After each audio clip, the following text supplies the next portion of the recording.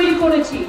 গত রবিবার দিল্লিতে ইন্ডিয়া জোটের পক্ষ থেকে যে মহা সমাবেশের আয়োজন করা হয়েছিল দিল্লির রামলীলা ময়দানে, সেখানে কিন্তু দেখা গেল এক আজব কাণ্ড। এবং আপনারা কি এই বিষয়টা লক্ষ্য করেছেন?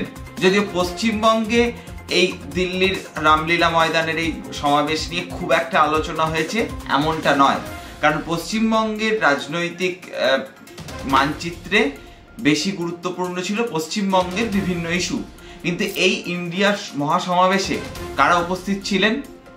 সেখানে কংগ্রেসের সভানেত্রী সোনিয়া গান্ধী থেকে শুরু করে সভাপতি মল্লিকার্জুন খার্গে, রাহুল গান্ধী, প্রিয়াঙ্কা গান্ধী, মারাঠা স্ট্রংম্যান শরদ পাওয়ার, উদ্ধব ঠাকরে, অখিলেশ যাদব, তেজস্বী যাদব, ফারুক আবদুল্লাহ, সীতারাম ইয়েচুরি, ডি রাজা, বৃন্দা কারাট, দীপঙ্কর ভট্টাচার্য, এরকম একাধিক, বলতে গেলে ভারতবর্ষের বিজেপি বিরোধী ইন্ডিয়া জোটের যারা মূল কুশীলব এবং এক একটি দলের যারা মূল নেতা, শীর্ষস্তরের নেতা, তারা কিন্তু উপস্থিত ছিলেন।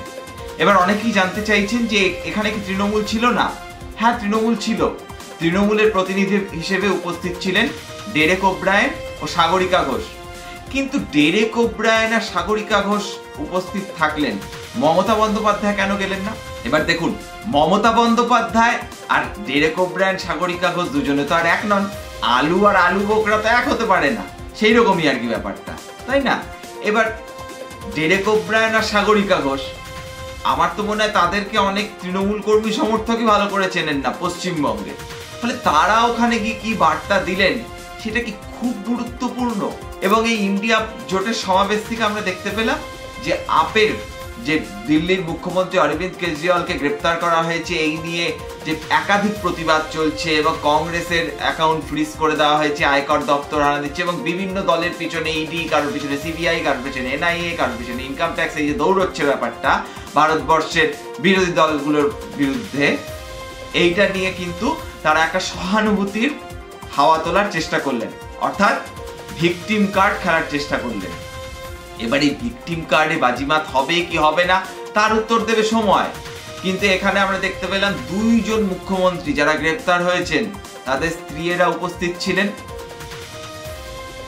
আমরা দেখলাম সেটা সুনিতা কেজরিওয়াল হন বা কল্পনা সোরেন হোক, তারা তাদের স্বামীদের উপর কিভাবে ইডি বা সেন্ট্রাল গভর্নমেন্টের বিভিন্ন এজেন্সি হেনস্থা করেছে, তাদের গ্রেফতার করে রেখেছে, সেই নিয়ে বিভিন্ন ব্যাখ্যা দিলেন।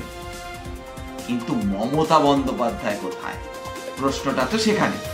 মমতা বন্দ্যোপাধ্যায় অসুস্থ ছিলেন, এটা ঠিক, কিন্তু যেই দিন এই সমাবেশ হচ্ছে ঘটনাচক্রে, সেই দিন থেকে তিনি লোকসভা নির্বাচনের প্রচার শুরু করে দিচ্ছেন কৃষ্ণনগরের মাটি থেকে। এবং সেখানে তিনি তো ইন্ডিয়া জোট নিয়ে বেশ কিছু মন্তব্যও করলেন, শুনুন।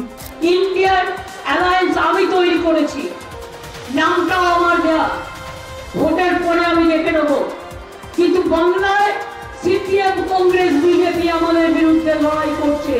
সিপিএম কে ভোট দেওয়া মানে বিজেপিকে ভোট দেওয়া, কংগ্রেসকে ভোট দেওয়া মানে বিজেপিকে ভোট দেওয়া, আর একটা লেজুর পার্টি মুসলিম পার্টি হয়েছে, সেটাকে ভোট দেওয়া মানে বিজেপিকে ভোট দেওয়া, আর বিজেপিকে ভোট দেওয়া মানে বিজেপিকে ভোট দেওয়া। শুনলেন?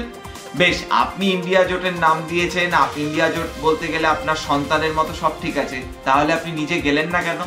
যেখানে আপনার প্রিয় অখিলেশ, আপনার প্রিয় তেজস্বী যাদবেরা ছিলেন, এমনকি যে অরবিন্দ কেজরিওয়ালের সঙ্গে আপনার বিভিন্ন সময় বিভিন্ন ইস্যুতে এক মতের মিল লক্ষ্য করা গিয়েছে, যে অরবিন্দ কেজরিওয়াল আপনার সঙ্গে বিভিন্ন ক্ষেত্রে পাশে দাঁড়িয়েছে, সেই অরবিন্দ কেজরিওয়ালের গ্রেপ্তারির প্রতিবাদে দিল্লির রামলীলা ময়দানের মতো এক ঐতিহাসিক জায়গা থেকে যখন একটি মহা সমাবেশ হয়, তখন আপনি সেখানে নেই কেন মাননীয়া মমতা বন্দ্যোপাধ্যায়?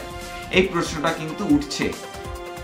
রাজনৈতিক মহলের একটা অংশ থেকে ইতিমধ্যে দাবি তোলা হচ্ছে, তবে কি এই যে মুখ্যমন্ত্রী গেলেন না, এই যে তিনি ইন্ডিয়া জোটে আছেন নাকি নেই, ছিলাম নাকি নেই, থাকবো নাকি থাকবো না, এই যে একটা বিভ্রান্তি তৈরি করলেন, সেটা কি কাউকে বার্তা দেওয়ার জন্য?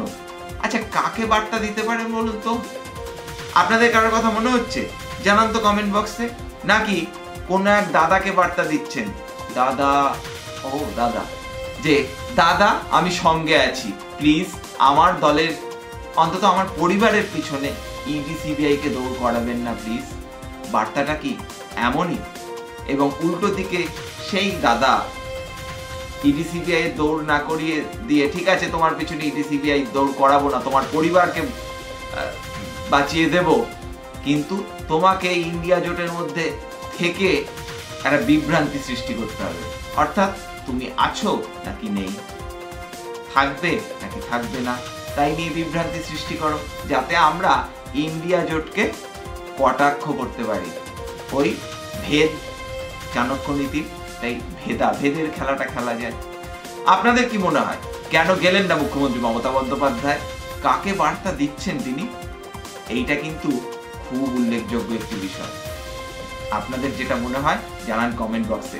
আজকের এপিসোড যদি ভালো লেগে থাকে তাহলে লাইক করে দেবেন।